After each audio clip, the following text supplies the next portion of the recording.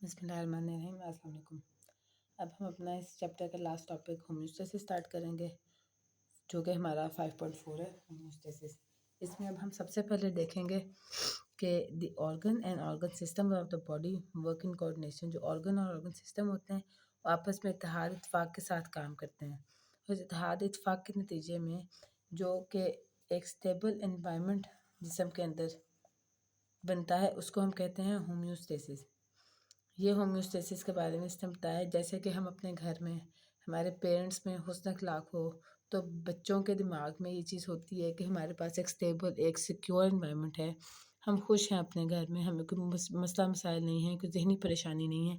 तो वो एक स्टेबल इंटरनल एनवायरनमेंट है जो कि हमारे पेरेंट्स हमारे बड़े हमारे बच्चों को प्रोवाइड करते हैं। इसी तरह हमारे जिस्म के अंदर ऑर्गन और ऑर्गन सिस्टम जो हैं वो कोऑर्डिनेशन में काम करते हुए ये स्टेबल इंटरनल एनवायरनमेंट प्रोवाइड करते हैं, जिसको हम कहते हैं होम्योस्टेसिस। अब डेफिनेशन होम्योस्टेसिस की है, ability of an organism to maintain a stable internal environment of the body despite changes in the external environment. अब बाहर जो कुछ मर्जी हो रहा हो, अब एक घर से बाहर जो मर्जी मतलब मसाइल हों, घर के अंदर के लोगों में हुस्न अखलाक होना चाहिए। उसी तरह से हमारे जिस्म के बाहर जो मर्जी टेम्परेचर, प्रेशर, सॉल्ट लेवल हो, हमारे जिस्म के अंदर एक specific temperature, pH, salt, basis, acid सब मेंटेन होना चाहिए। और वो मेंटेन करने के लिए हमारा जो स्टेबल रखता है हमारे जिस्म को, उसको हम कहते हैं होम्योस्टेसिस। अब इसमें हमारा टेम्परेचर रेगुलेशन भी आ जाती है इसकी एग्जांपल में हमारा बीपी भी आ जाता है, ब्लड शुगर भी आ जाती है और पीएच भी आ जाता है। देन अगर हम बात करें इसकी इम्पोर्टेंस की, तो होम्योस्टेसिस इम्पोर्टेंट भी बहुत है और ये टॉपिक लॉन्ग के लिए भी इम्पोर्टेंट है। होम्योस्टेसिस की डेफिनेशन और इम्पोर्टेंस, या होम्योस्टेसिस की डेफिनेशन और इसका रोल ऑर्गन सिस्टम में। अब अगर हम होम्योस्टेसिस को आगे लेके चलें तो each cell is a sophisticated machine that plays a precise मतलब मुकम्मल, बेहतरीन, precise role within the body. हर सेल जो है वो एक बड़ा ही अच्छा जो रोल साइन किया हुआ है वो परफॉर्म करता है। Proper functioning of cell is possible only when extracellular conditions such as temperature, pressure, concentration of salts, temperature, pressure, concentration of salts, glucose, oxygen. आपकी बुक कह रही है कि एक सेल तभी अच्छा काम कर सकता है, एक सेल जो कि आपकी बॉडी के अंदर है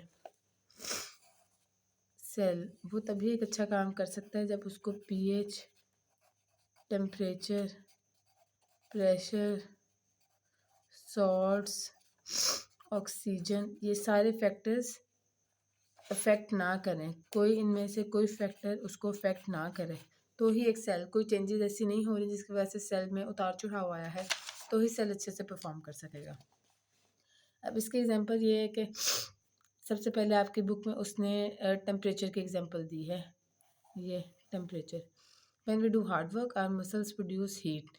जब हम कोई वॉक या एक्सरसाइज कर रहे होते हैं, हमारी जो मसल्स होती हैं वो प्रोड्यूस करती हैं heat, that raises the body temperature, जिसकी वजह से हीट की वजह से हमारी बॉडी का टेम्परेचर जो है वो बढ़ना शुरू हो जाता है।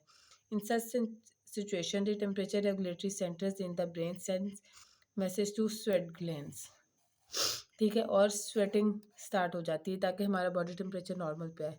अब होता क्या है, जब आप गर्मियों में भी बैठे हों, लाइट ऑफ हो गई है, ठीक है, आपकी मसल्स रूटीन में एनर्जी प्रोड्यूस कर रही हैं, ठीक है, वो जो हीट प्रोड्यूस कर रही है उसकी वजह से आपकी बॉडी का टेम्परेचर ज़्यादा हो रहा है। लेकिन क्योंकि बाहर का टेम्परेचर भी गर्म है, आपकी बॉडी का टेम्परेचर भी गर्म है, तो आपका रेगुलेटरी सेंटर जो है वो ब्रेन को मैसेज सेंड करेगा कि ये जो अंदर हीट जमा हो रही है, टेम्परेचर बढ़ रहा है, इसको स्वेट ग्लैंड्स के ज़रिए, पसीने के ज़रिए, स्वेट ग्लैंड्स पसीना निकालती हैं, पसीने के ज़रिए बाहर इस हीट को एनवायरनमेंट में फेंका जाए और हमारा जो बॉडी का टेम्परेचर है उसको नॉर्मल किया जाए। When the body temperature falls, जब हमारी बॉडी का टेम्परेचर जो है वो कम होता है, the temperature regulatory centre sends message to muscles as shivering occurs to generate heat. अब अगर हम कहीं ठंडे इलाके में हैं तो हमारा जिस्म मैसेज भेजेगा हमारे दिमाग को कि ये तो ठंड हो गई, टेम्परेचर बहुत कम हो गया, ठीक है, तो हमारी मसल्स को मैसेज जाएगा, हमें शिवरिंग होती है, कपकपाहट होती है, उस कपकपाहट से एनर्जी प्रोड्यूस होती है जो कि हमारे जिस्म को हीट प्रोवाइड करती है। वो एनर्जी बेसिकली हीट की फॉर्म में होती है जो हमारे जिस्म को गर्म करने का काम आती है। अब अगर वो इम्पोर्टेंस में सिर्फ टेम्परेचर की भी बात करेगा तो आपने ये 2 पॉइंट्स और ये डायग्राम लिखनी है जो कि इम्पोर्टेंट है। अब वो ये कहता है कि नॉर्मल बॉडी टेम्परेचर कैसे हमारा जिस्म मेंटेन करता है। बॉडी टेम्परेचर नॉर्मल है 37 डिग्री। टेम्परेचर कम हुआ, मसल्स ने क्या किया, शिवरिंग स्टार्ट कर दी। शिवरिंग से क्या हुआ, हीट जनरेट हुई। हीट जनरेट होने की वजह से टेम्परेचर बॉडी का बढ़ गया। पहले फॉल हुआ था, फिर बढ़ गया और वापस 37 पे मेंटेन हो गया। इसी तरह से जब हमारा बॉडी टेम्परेचर बढ़ता है 37 से, हमारी स्वेट ग्लैंड्स स्वेट निकालती हैं। स्वेट हमारा एवेपरेट होता है, हीट हमारे जिस्म से निकलती है, लॉस फ्रॉम द बॉडी। इसी तरह से हमारा जो टेम्परेचर है बॉडी का वो कम होता है। कम होता है, टेम्परेचर गिरता है, दोबारा 37 पे मेंटेन करने की कोशिश करती है हमारी बॉडी। अब नेक्स्ट इंपॉर्टेंस में वो ब्लड ग्लूकोज लेवल की बात करेगा। अगर हम जूस पीते हैं तो हमारा जो ग्लूकोज है, शुगर लेवल है, वो बढ़ता है। कुछ भी मीठा खाने से, जूस पीने से शुगर लेवल बढ़ेगा। अब वो कहता है कि इस सिचुएशन में होता क्या है कि जो हमारे पैंक्रियाज होते हैं ना, वो इंसुलिन प्रोड्यूस करते हैं। आपने देखा होगा जिन लोगों की naturally sugar blood glucose level ज़्यादा होता है वो बाहर से इंसुलिन लगाती हैं, ठीक है। जिनका ग्लूकोज लेवल नॉर्मल रहता है वो इसी वजह से रहता है क्योंकि हमारा जिस्म भी इंसुलिन प्रोड्यूस करता है जिसका काम ही ब्लड ग्लूकोज लेवल को नीचे लेके आना है। This hormone lowers the blood glucose level to normal. ये एक हार्मोन है बहुत इंपॉर्टेंट जो कि पैंक्रियाज रिलीज करते हैं। पैंक्रियाज जो हैं वो इंसुलिन रिलीज करते हैं और इंसुलिन जो है वो ग्लूकोज को नीचे लेके आती है।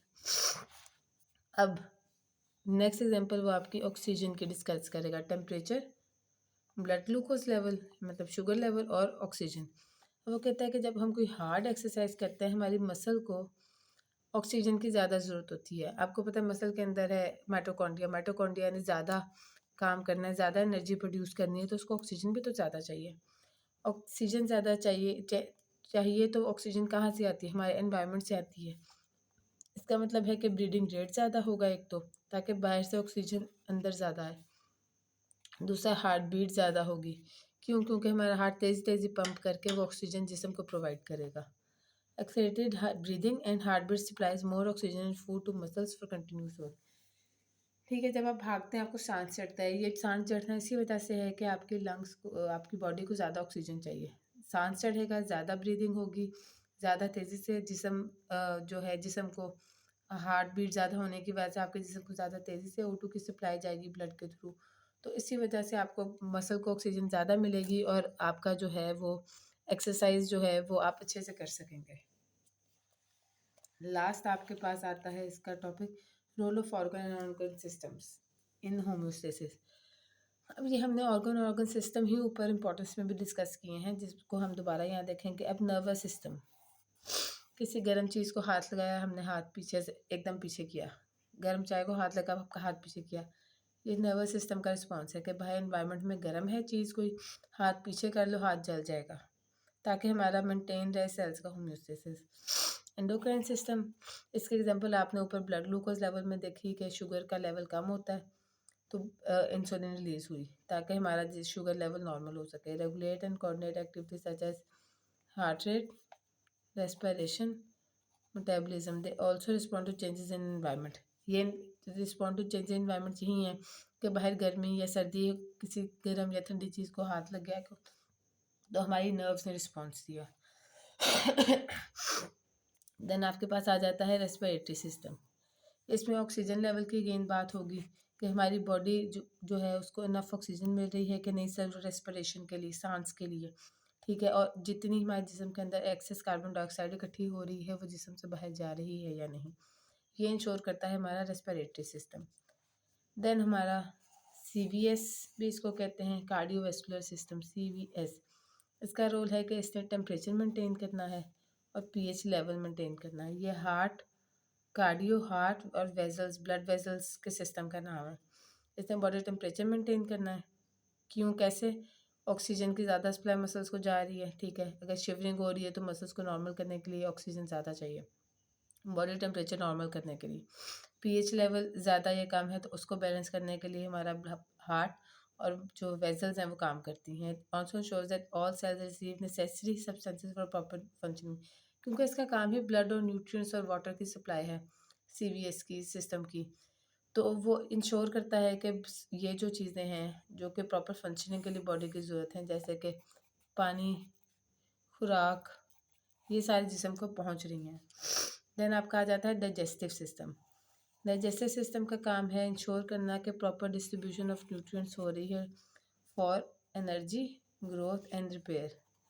इसका काम है कि जितना खाने में प्रोटीन आई है उसको डाइजेस्ट करे, जितनी खाने में कार्ब्स आए हैं उसको एनर्जी बनाए, जितनी प्रोटीन आई है उसको मसल बनाए, जितना फैट आया है उसको एनर्जी स्टोरेज के लिए, किसी मुश्किल वक्त के लिए एनर्जी बचा के रख सकते हैं।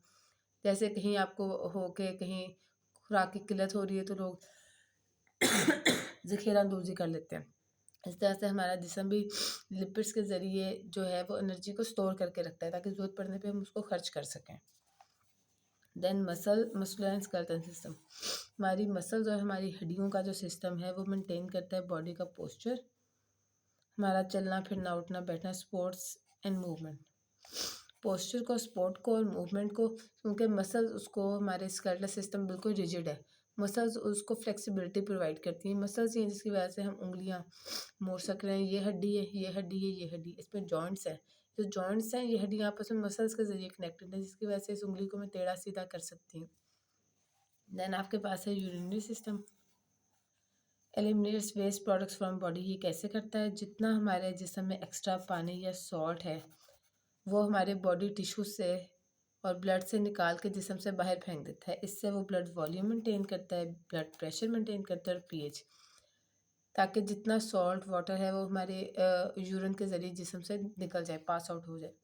देन इंटेग्यूमेंट्री सिस्टम है, ये जो है हमारा लार्जेस्ट ऑर्गन है बॉडी का, ये आपने बात याद रखनी है, लार्जेस्ट ऑर्गन है बॉडी का, क्योंकि ये इसमें बेसिकली हमारी स्किन होती है जो हमारे जिस्म को सारे को कवर करती है।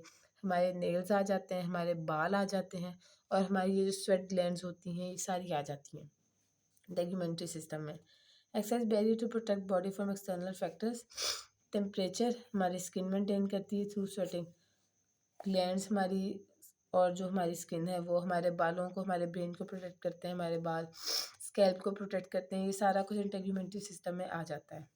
तो ये हमारा चैप्टर 5 यहाँ पे ख़त्म हुआ। इसके बाद नेक्स्ट लेक्चर में हम इसकी एक्सरसाइज डिस्कस करेंगे इंशाल्लाह।